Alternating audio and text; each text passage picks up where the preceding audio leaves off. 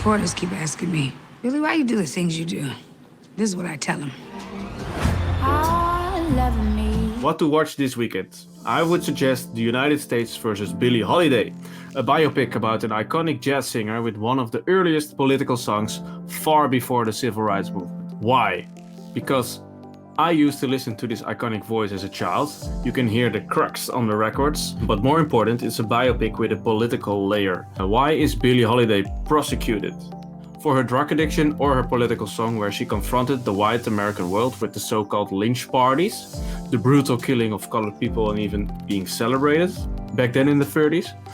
And beside that, there is a great performance expected from Andra, who plays the role of the iconic Billie Holiday, who was far beyond her time, by the way. What's it about? Billie Holiday had a career from the 30s until her death in 1959. Lady Day came from a poor neighborhood, worked herself up in a male society where colored people had no rights. Musicians had the possibility to perform and to so-called entertain white audience.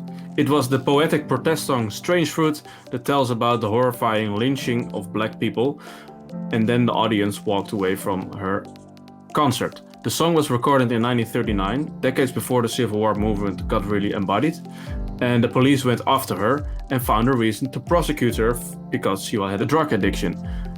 Holiday had a hedonistic lifestyle where she used heroin, but she was, in the end, a big fish to catch. And beside that, she had problems with finding men that were good to her. Mostly she fell for violent and abusing partners.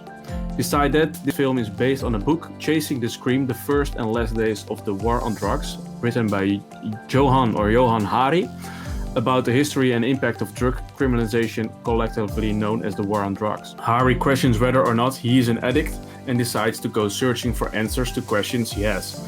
In this book, he also profiles Billie Holiday. Who is involved? As I already mentioned, Andra is performing as Billie Holiday in this movie. Andra is an R&B singer, and her debut album, Cheers to Fall, was released in 2016 and got nominated for a Grammy Award in the category Best R&B Album. Stevie Wonder is partly credited for her discovery. She got to know Billie Holiday when she was 12 years old, and the rumors tell us she's doing a fabulous, strong performance in this movie. The director is Lee Daniels, and we know him from the Oscar-winning Precious, The Butler, and The Paperboy.